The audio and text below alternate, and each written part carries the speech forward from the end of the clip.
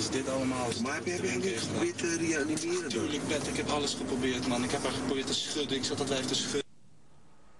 Unbelievable, because despite those chilling words from Joran van der Sloot, along with an admission that he asked a friend to help him dispose of Natalee Holloway's body, a judge has decided not to rearrest him.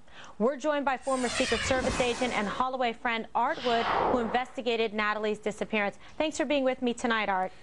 Hi, Kimberly. It's always a pleasure. All right. So how are we going to solve this case once and for all and get some justice for the Holloway family? Does this computer, perhaps, Joran's computer, hold the key to the case? Kimberly, it's Paulus's computer that holds the key to this case. Let me tell you, I want to tell you three very quick little things. I think this is a bombshell. First of all, in the first week of June, Michael Dompeg, who was Chief Dompeg's young son, told Dave Holloway that Paulus van der Sloot borrowed a friend's boat on the day that Natalee disappeared. Number two, in Joran's confession, he says that Natalee was shaking and shivering before she died. He was graphic in that description. Yes. Then we find out that he called a friend to come help him, right? Right. Well, guess what, Natalee? Or guess what, Kimberly? I think that that friend was his father, Paulus van der Sloot. If you listen to this quick exchange, he says, I called him.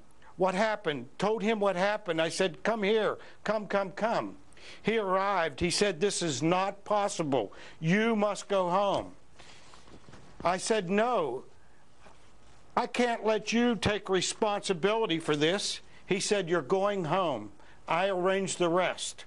He went home then. Does that sound like an exchange between father and son? Well, it sure does to me. I find it persuasive. It makes a lot of sense, and it makes sense that Joran wouldn't give his father up to that friend, Patrick of his, who he was making the confession to. I mean, it makes a lot of sense, and also his statement in general makes sense and appears to be consistent with the evidence as we know it in this case. So it absolutely does. I don't think there's any doubt. What's the next step, though? Because the judge has set the bar, the standard so high that even though Joran confessed to the crime, he still won't rearrest him, but the prosecutor is still keeping the case open. Well, the prosecutor is going to have to dig harder because, listen, Paulus van der Sloot didn't drive the boat. All he did was call a friend and get rid of the body. And listen, here it is. It's right here. It says here that when the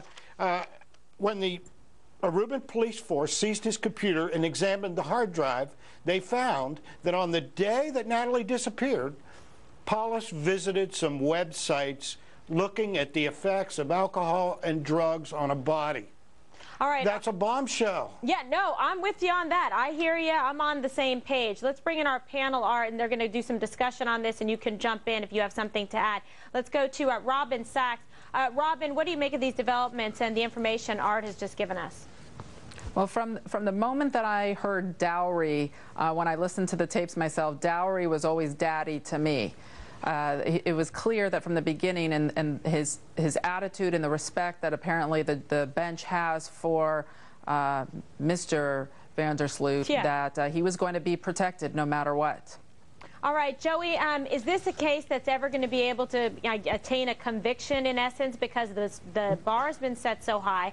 They're failing to rearrest him. The appeals court didn't allow it to happen, yet the case remains open. What is it going to take to move this case? Well, you know what, Kimberly, here's the problem. The problem is that this would be the third time that van der Sloot was arrested. Let's talk for 1 minute about initially. There's been 10 arrests in this case from the outset. The suspects were let go. There was a rearrest in November. They couldn't hold them there. And just talk about the issue of the bar being set high. Under Dutch law, in order to arrest someone, all you need is reasonable cause to believe that a crime was committed. That's the standard, and that's not really high of a standard. Now, let me tell you what concerns me. What concerns me is that under Dutch law, as you know, they're not jury trials. A judge is making an assessment as to guilt or innocence. So a judge has made the judicial assessment that there is not going to be a rearrest in this case. And I think the basis for that might be that the things that we're calling confessions, which his statements on the videotape, are so contradictory to existing things that they know about the case that the judge is not willing to do that. And so therefore, I think it's going to drag on.